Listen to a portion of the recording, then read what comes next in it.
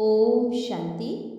आज प्यारे बाबा के 26/3/1970 के अव्यक्त महावाक्य।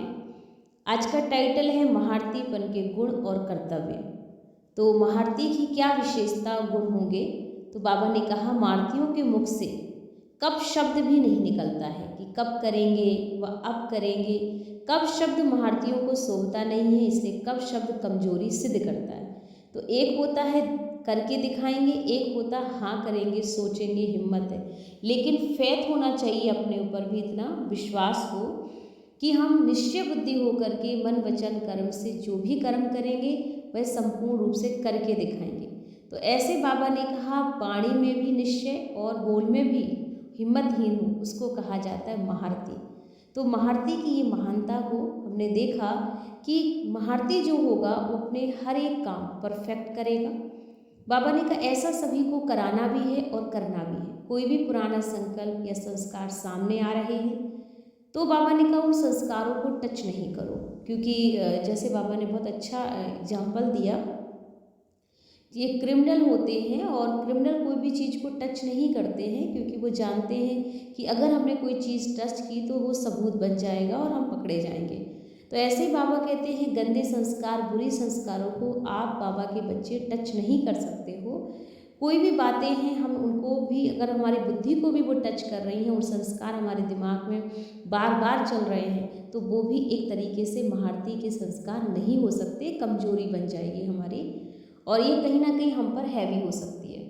तो बाबा ने कहा इसलिए महारतियों को अपने हर एक संस्कार को टच करने से पहले सोचना चाहिए।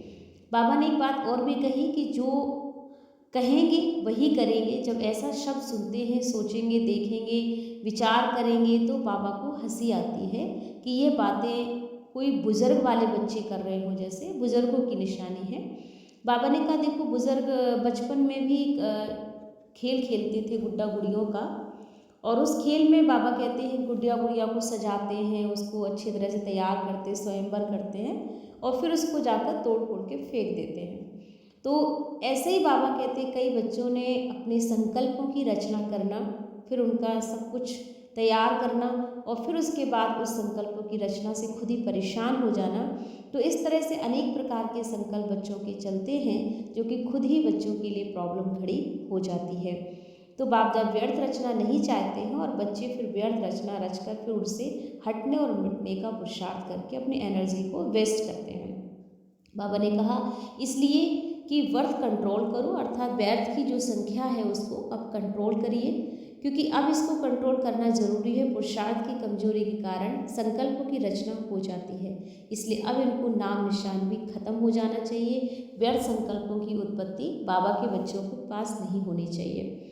बाबा ने कहा देखो बच्चे, एक तो मैंपन मिटाना है, दूसरा मेरापन मिटाना, वह भी गिरा देता है। ये मैं और मेरा, तुम और तेरा, ये चार शब्द होते हैं जो हमें कहीं ना कहीं संपूर्णता की स्थिति में नीचे लेकर आ जाते हैं। तो हमें साकार के अंतिम बोल चेक किए ना कि हर बात में क्या सुना बाबा बाबा।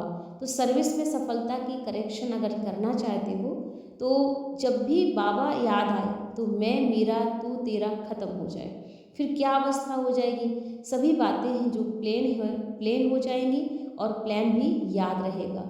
तो बाबा ने कहा मन बुद्धि को पूरी तरह से प्लेन कर दो और तो प्लान जो बनाओगे वो परफेक्ट हो जाएगा, रास्ता भी आपका क्लियर होगा और स्थिति भी आपकी बहुत अच्छी बन जाएगी।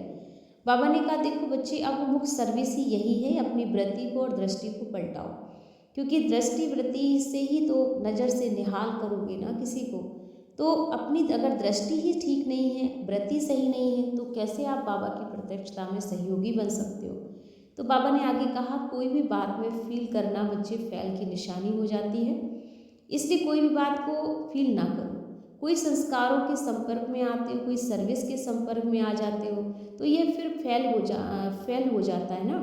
तो जैसे आजकल का रिवाज होता है 3-3 मास में परीक्षा होती है, उसके लिए फेल व पास के नंबर फाइनल में मिल जाते हैं। तो जो बार बार फेल होगा वह फाइनल में फेल हो पड़ेगा ना, इसलिए बिल्कुल फ्लॉलेस बनना होगा।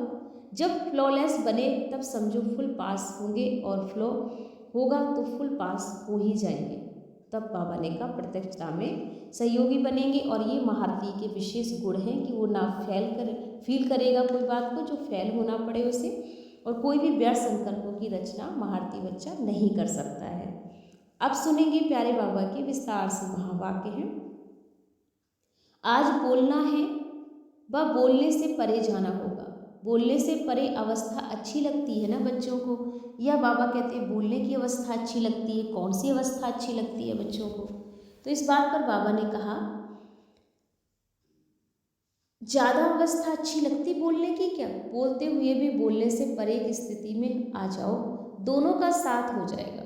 वह जब भी ना बोले तब परे अवस्था हो सकती है तो कब होगी? इस स्थिति में स्थित होने के लिए बाबा ने कितना समय चाहिए? अब हो सकती है कुछ मास व कुछ वर्ष चाहिए। प्रैक्टिस अभी शुरू करनी होगी कि कारोबार नहीं हो सकती, अगर हो सकती है कि अब से ही हो सकती है। जो महारथी कहलाए जाते हैं ना, उनकी प्रैक्टिस और प्रैक्टिकल साथ साथ होना चाहिए। तो महारथी को और घोड़ेसवार में अंतर ही यही होता है कि महारथियों की निशानी होगी प्रैक्टिस और प्रैक्टिकल होना। घोड़ेसवार प्रैक्टिस करने के बाद प्रैक्टिकल में आएंगे और प्यादे प्लान्स ही सोचते रहेंगे। तो ये अंतर होता है। बच्चों को मुख से ये शब्द भी नहीं बोलना चाहिए कि अटेंशन है, प्रैक्टिस करेंगे। अभी ये स्थिति भी बच्चों की पार हो गई। अभी तो जो संकल्प हो वह कर्म हो। संकल्प और कर्म में अंतर नहीं होना चाहिए। वह बचपन की बातें हैं, संकल्प करना, प्लान्स बनाना, फिर उस पर भी चलना। यह दिन नहीं है। अब पढ़ाई कहाँ तक पहुँची है, अब फिर तो अंतिम स्टेज पर होना। तो महारथीपन के क्या गुण और कर्तव्य होते हैं, इसको भी ध्यान देना होगा। आज वही सुनाने और अंतिम स्थिति के स्वरूप का साक्षात्कार कराने आए हैं। तो सर्विसेबल क्या कर सकते हो, क्या नहीं कर सकते हो, क्या यह कह सकते हो कि क्या नहीं कर सकते हो। अब से धारणा करने से अंतिम मूर्त बनोगे। साकार सबूत देखा ना, प्रैक्टिस और प्रैक्टिकल एक समान था कि अलग अलग था। जो सोचा वह कर्म किया। बच्चों का कर्तव्य ये फॉलो करना है। पाँव के ऊपर पाँव, फुल स्टेप लेने का अर्थ ही होता पाँव पर पाँव रखना। जैसे कि वैसे ही फॉलो करेंगे। वह स्टेज कब और आवेगी, महारथियों के मुख से कब शब्द भी नहीं निकलना चाहिए। कब करेंगे व अब करेंगे, कब शब्द शोभता नहीं है, इसलिए कब शब्द कमजोरी सिद्ध कर रहा है। एक होता है करके दिखाएंगे, एक होता हाँ करेंगे, सोचेंगे, हिम्मत है ना, लेकिन फैथ नहीं है बाबा ने कहा बच्चों में। तो फेथफुल के बोल ऐसे नहीं होते हैं कि फेथफुल का अर्थ ही होता है निश्चय बुद्धि। मन वचन कर्म हर बात में निश्चय बुद्धि। सिर्फ ज्ञान और बाप का परिचय इतने में तक ही निश्चय बुद्धि नहीं बनो, लेकिन उनका संकल्प भी निश्चय बुद्धि, वाणी भी निश्चय, और कभी भी कोई बोल हिम्मतहीन का नहीं होगा। उसको कहा जाता महारथी, और महारथी का अर्थ ही होता है महान बन जाना। आपस में क्या क्या प्लान बना रहे हो, ऐसा प्लान बनाना जो इस प्लान से नई दुनिया का प्लान प्रैक्टिकल में हो जाए। तो नई दुनिया का प्लान प्रैक्टिकल में आना अर्थात पुरानी दुनिया की कोई भी बात फिर से प्रैक्टिकल में ना आए।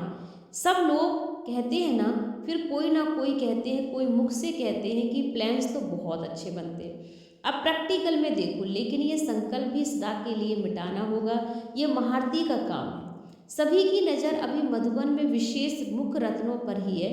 तो उस नज़र से ऐसे दिखाना जो उनकी नज़र आप लोगों की बदली हुई नज़रों को फिर से देखे। तो अब ये पुरानी नज़र नहीं, पुरानी वृत्ति नहीं, अब अंतिम बाबा ने कहा नगाड़ा बजेगा। और ये संगठन कॉमन नहीं रहा है, ये संगठन कमाल का हो गया है। बाबा ने कहा इस संगठन ऐसा स्वरूप बनकर दिखाना है बच्चों को कि अब कोई भी, बाबा ने कहा व्यर्थ ये संकल्प बच्चों में नहीं चलने चाहिए, जो सभी साक्षात बाप दादा के ही बोल महसूस कर लें। बाप दादा के संस्कार सभी के संस्कारों में देखने में आ रहे हैं, तो अपने संस्कार नहीं है। सभी संस्कारों को मिटाकर कौन से संस्कार भरने बाप दादा के, तो सभी को साक्षात्कार हो, साक्षात बाप दादा बनकर निकले। लेकिन ऐसा सभी को कराना होगा। कोई भी पुराना संकल्प व संस्कार सामने आए, पहले यह भेंट करो कि ये बाप दादा के संस्कार हैं। अगर बाप दादा के संस्कार नहीं है तो उन संस्कारों को टच भी नहीं करो। बुद्धि में संकल्प रूप में भी टच ना करो। जैसे क्रिमिनल चीज़ को भी टच नहीं करते हैं, वैसे अगर बाप दादा के समान नहीं है संस्कार तो उन संस्कारों को भी हम टच नहीं करेंगे। जैसे निश्चय नियम रखते हो ना कि यह नहीं करना है, तो फिर भल क्या भी परिस्थिति आ जाए, लेकिन वह आप नहीं करते हो, परिस्थितियों का सामना करते हो, लेकिन लक्ष्य यह करना है। वैसे ही जो अपने को संस्कार बाप दादा के समान नहीं है उनको बिल्कुल टच नहीं करेंगे। ऐसे समझो देह और देह के संबंध ये सीढ़ी तो चढ़ चुके हो, लेकिन अब बुद्धि में भी संस्कार इमर्ज ना हो। जैसे संस्कार होंगे वैसा स्वरूप भी होगा। जिसके संस्कार सरल मधुर होते हैं ना, वह संस्कार स्वरूप में आते अवश्य हैं। जब संस्कार बाप दादा के समान बन जाएंगे तो बाप दादा के स्वरूप सभी को देखने में आएगा। जैसे बाप दादा वैसे हूबहू वही गुण वही कर्तव्य, वे ही बोल वे ही संकल्प होंगे ना, फिर सभी के मुख से निकलेगा यह तो वही लगते हैं ना, सूरत अलग होगी और सीरत बाबा ने कहा आपकी वही अलग होगी। तो सीरत वही होगी, लेकिन सूरत में सीरत आना चाहिए ना। अब तो बाप दादा यह बच्चों में उम्मीद रखते हैं कि सभी है ही स्नेह सफलता के सितारे, पुरुषार्थ के सितारे। सर्विसेबल बच्चों को पुरुषार्थ सफलता सहित होना चाहिए। निमित्त पुरुषार्थ करेंगे लेकिन सफलता है ही आप सबकी। तो अब समझा क्या करना है, जो सोचेंगे जो कहेंगे वही करेंगे। जब ऐसे शब्द सुनते हो ना, सोचेंगे देखेंगे विचार तो ऐसा है ना, तो हंसते हैं। अब तक यह क्यों, अब यह बातें ऐसी लगती हैं जैसे बुजुर्ग होने के बाद कोई गुड़ियों का खेल करे तो क्या लगता है, बाप तब मुस्कुराते हैं ना। बुजुर्ग होते भी कभी कभी बचपन का खेल करने में बच्चे लग जाते हैं। और गुड़ियों का खेल क्या होता है मालूम है, सारी जीवन उनकी बना देते हैं, छोटे से बड़ा करते हैं और स्वयंवर करते हैं। वैसे बच्चे भी कई बातों के संस्कारों की रचना कर रहे हैं, फिर उसकी पालना करते हैं, फिर उनको बड़ा करते हैं, फिर उनसे खुद ही तंग हो जाते हैं। तो ये गुड़ियों का खेल करना नहीं, शोभा नहीं देता। खुद ही अपने से आश्चर्य भी खाते हैं कि अब तो ऐसी रचना नहीं रचनी है। बाप तब व्यर्थ रचना नहीं रचते ना, तो बच्चे फिर व्यर्थ रचना रचकर फिर उनसे हटने और मिटने का पुरुषार्थ करते हैं। इसलिए ऐसी रचना नहीं रचनी है। एक सेकंड भी सुलटी रचना भी बाबा ने कहा क्यों रचते हैं ना तो उल्टी हो जाती है, तो तेज हो जाएगी। तो हर सेकंड एक सेकंड भी कितने संकल्प चल गए, तो रचना रच करके उसमें समय देकर फिर उनको ख़त्म करने के लिए प्रयत्न करने की आवश्यकता अब नहीं रही है। अब इस रचना को ब्रेक लगा दो, माने जल्दी से जल्दी ब्रेक करो। अब व्यर्थ कंट्रोल भी बंद करो। बाबा ने कहा जो बर्थ कंट्रोल है, ये जो जन्म देते हो संकल्पों को व्यर्थ के, तो उनको कंट्रोल करो। ये भी संकल्पों की उत्पत्ति होती है, तो यह भी बर्थ कंट्रोल है। वहाँ वही जनसंख्या अति में आ रही है और यहाँ संकल्पों की संख्या अति में आ गई है। तो अब इसको कंट्रोल करो। पुरुषार्थ की कमजोरी के कारण संकल्पों की रचना हो रही है, इसलिए अब इनको नाम निशान से खत्म कर दो। पुरानी बातें पुराने संस्कार ऐसे अनुभव हो जैसे ना मालूम कब पुरानी बात है, ऐसे नाम निशान खत्म हो जाएगा। तब भाषा बदलनी है। कई ऐसे हैं, बाबा ने कहा कई ऐसे हैं जो बोल निकलते हैं बच्चों के मुख से जो संपूर्णता के स्टेज अनुसार नहीं होते।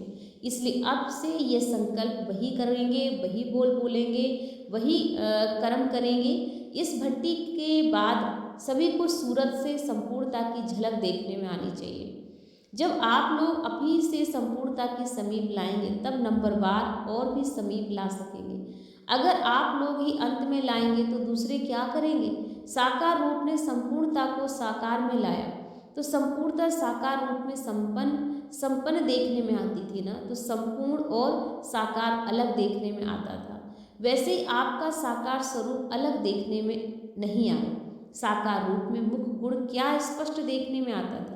जिस गुण से संपूर्णता समीप देखने में आती थी वह क्या गुण था, जिस गुण को देखकर सभी कहते थे साकार में होते भी अव्यक्त अनुभव होते, तो वह क्या गुण था। तो हर एक ने सुनाया। सभी बातों का रहस्य तो सभी एक एक ने ले रहे थे, लेकिन इस स्थिति को कहा जाता है उपराम स्थिति। बाबा ने कहा जो उपराम स्थिति है बच्चों की, तो अपने को देह से उपराम और दृष्टा, तो जो सभी बनते हैं ना साक्षी बन जाते हैं, उनका भी दृष्टांत देने में आता है। तो साक्षी दृष्टा का सबूत और दृष्टांत के रूप में सामने रखना। एक तो अपनी बुद्धि में उपराम हो, संस्कारों में भी उपरामता हो। मेरे संस्कार है, इस मेरेपन के उपराम स्थिति को प्राप्त करो। ये मेरे संस्कार नहीं है, किसके संस्कार हैं? बाबा ने कहा ये तो बुरे संस्कार माया के हैं। तो संस्कारों से भी उपराम हो जाओ। मेरे संस्कार इस मेरेपन से उपराम न हो। मैं समझती हूँ कि इस मैंपन में ही उपराम हूँ। मैं तो यह समझती हूँ नहीं, लेकिन समझो बाप दादा की यही श्रीमत है। जब ज्ञान की बुद्धि में बातें आएंगी तो मैंपन आता है, तो मैंपन की नुकसान भी कर जाता है। एक तो मैं शरीर हूँ, ये छोड़ना होगा। दूसरा, मैं समझती हूँ, मैं ज्ञानी आत्मा हूँ, मैं बुद्धिमान हूँ, ये मैंपन भी मिटाना होगा। जहाँ मैं शब्द आता है वहाँ बाप दादा याद नहीं आएगा। जहाँ मेरी समझ आती है वहाँ श्रीमत याद आएगी। तो एक तो बाबा ने कहा बच्चों को मैंपन को मिटाना होगा। दूसरा, मेरापन, वह भी मिटाना होगा। ये मैं और मेरा, तुम और तेरा, ये 4 शब्द होते हैं और ये 4 शब्द इनको मिटाओ। इन चारों शब्दों से ही संपूर्णता से दूर किया है आपको। इन 4 शब्दों को संपूर्ण मिटाना होगा। साकार के अंतिम बोल चेक किए, हर बात में क्या सुना? बाबा बाबा बाबा बाबा था ना, सर्विस में भी बाबा बाबा ही सब निकलता था। तो ऐसे ही बाबा कहते तीर लगेगा। जब बाबा शब्द आएगा तो मैंपन, तू तेरा खत्म हो जाएगा। फिर क्या अवस्था हो जाएगी? सभी बातें प्लान हो जाएंगी। फिर प्लान याद में ठहर सकोगे ना।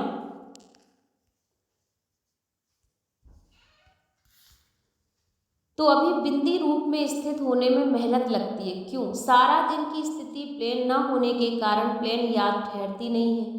कहाँ ना कहाँ मैंपन, मेरापन, तू तेरा आ ही जाता है। तो शुरू में सुनाया था ना कि सोने की जंजीरें कम, बाबा ने कहा कम नहीं है। जो सोने की जंजीरें हैं बाबा के बच्चों के आगे कम नहीं है, वही जंजीर अपनी तरफ खींचती रहती है। हर एक अपने को चेक करे, बिल्कुल उपराम बुद्धि, बिल्कुल प्लान। अगर रास्ता क्लियर होता ना तो पहुंचने में कितना टाइम लगेगा, तो उसी रास्ते पे रुकावट आती तो पहुंचने में भी टाइम लग जाता है। रुकावट भी बाबा ने कहा तभी आती जब प्लेन याद में भी रुकावट हो। अब इसको मिटाना होगा। जब आप कहेंगे आपको देखकर सभी करेंगे। नंबर 1 स्टेज पे पहुंचना होगा। आप लोग पहुंचेंगे तब दूसरे भी पहुंच जाएंगे। इतनी जिम्मेवारी है आप सबके ऊपर। संकल्प में, वाणी में, कर्म में, बस संबंध में, सर्विस में अगर कोई भी हद रह जाती है तो वह बाउंड्रीज जो होगी ना, वह बाउंड्रीज में बंध देती है। तो बेहद की स्थिति में होने से बेहद के रूप में स्थित हो जाओगे। अब जो कुछ खाद है उनको मिटाना होगा। खाद को मिटाने लिए यह भट्टी है। जब संगठन हो तो साक्षात बाप दादा के स्वरूपों का संगठन हो। अब ये संपूर्णता की छाप लगानी होगी। संपूर्ण अवस्था वर्तमान समय से ही हो, ये महारथियों के कर्तव्य है। अब ये क्या करना है? स्कॉलरशिप कौन लेगा? स्कॉलरशिप लेने वाले का अब प्रत्यक्ष साक्षात्कार होता जाएगा। ऐसे नहीं बाप गुप्त रहते हैं, हम बच्चों को भी गुप्त रहना होगा। नहीं, बच्चों को स्टेज पे प्रत्यक्ष ही होना होगा। प्रत्यक्षता बच्चों की होनी ही है। सर्विस के बाबा ने कहा स्टेज पर भी बच्चों को प्रत्यक्ष होना ही पड़ेगा। तो इस संपूर्णता की प्रत्यक्षता में स्टेज पर लाना होगा। ऐसे नहीं समझो अंत तक गुप्त ही रहेंगे। तो ये बात बच्चों के दिमाग में नहीं आना चाहिए। बाप दादा गुप्त पाठ बजा रहे हैं तो बच्चों का भी होगा नहीं। तो अब ये प्रत्यक्ष रूप में लाओ। अब मालूम है सर्विस कौन सी करनी होगी? सम्मेलन किया, बस यही सर्विस है। इनके साथ साथ और श्रेष्ठ सर्विस भी बच्चों को करनी होगी। अब मुख्य सर्विस है ही अपनी वृत्ति दृष्टि को पलटाना। ये जो गायन है ना, नज़र से निहाल, तो दृष्टि वृत्ति की सर्विस या प्रैक्टिकल में लानी होगी। वाचा तो एक साधन है, लेकिन कोई भी संपूर्ण स्नेह और संबंध में लाना, उसके लिए वृत्ति दृष्टि की सर्विस हो। यह सर्विस एक स्थान पर बैठे हुए भी 1 सेकंड में अनेकों की कर सकते हो। ये प्रत्यक्ष सबूत देखेंगे। जैसे शुरू में बाप दादा का साक्षात्कार घर बैठे हुआ सबको, वैसे अब दूर बैठे भी आपकी पावरफुल वृत्ति ऐसा कार्य करेगी जैसे कोई हाथ से पकड़कर लाया जाता है। कैसा भी नास्तिक हो, तमोगुणी बदला हुआ देखने में आए, लेकिन अब ये सर्विस करनी होगी। लेकिन इस सर्विस की सफलता तभी पाओगे जब वृत्ति और बातों में क्लियर होगी। जिम्मेवारी तो हर एक को अपनी समझनी होगी। हर एक को अपनी सर्विस होते हुए यज्ञ की जिम्मेदारी भी सेंटर की जिम्मेवारी के समान समाना होगा। खुद ऑफर करना होगा। वाणी के साथ साथ वृत्ति और दृष्टि में इतनी ताकत रखनी होगी जो किसके संस्कारों को भी बदल कर समय पे बदल सको। वाणी के साथ साथ वृत्ति और दृष्टि नहीं मिलती तो सफलता होती नहीं। मुख्य सर्विस ही है। अभी से ये बेहद की सर्विस, बेहद की आत्माओं को आकर्षित करना होगा। जिस सर्विस को आप सर्विस समझते हो ना प्रजा बनाने की, वह तो आपकी ही प्रजा के प्रजा खुद बनेंगे। वह तो प्रदर्शनी में बन रहे हैं। अभी तो आप लोगों को बेहद का अपना सुख देना है, तब सारा विश्व आपको सुखदाता मानेगा। विश्व महाराजन को विश्व का दाता कहेंगे। तो अब बाबा भी आप सभी को सुख देता है, तब सभी तुमको सुखदाता मानेंगे। तो सुख देंगे तब तो मानेंगे ना। इसलिए अब आगे बढ़ना होगा। एक सेकंड भी अनेकों की सर्विस कर सकते हो। कोई भी बात में फील करना अर्थात फैल की निशानी है। कोई भी बात में फील होता है, कोई भी संस्कारों में, संपर्क में, कोई भी सर्विस में फील किया माना फैल, वह फिर फैल का जमा होता है। जैसे आजकल का रिवाज है 3-3 मास में परीक्षा होती है, उसके लिए फेल व पास के नंबर फाइनल मिलाए जाते हैं। जो बार बार फेल होता है वह फाइनल में फेल हो पड़ेगा। इसलिए बिल्कुल फ्लोलेस बन जाओ। जब फ्लोलेस बने तब समझो फुल पास होंगे। कोई फ्लॉ होगा तो फुल पास नहीं हो पाएंगे। इसलिए कोई भी प्रकार की फ्लो की बीमारी नहीं रखना है और फुल पास होकर के हम बच्चों को दिखाना है, तभी हम महारथी की लिस्ट में आ सकेंगे। हमें घोड़े या प्यादे नहीं बनना है, हमें महारथी बच्चा बनकर बाबा का नाम वाला करना है। ओम शांति।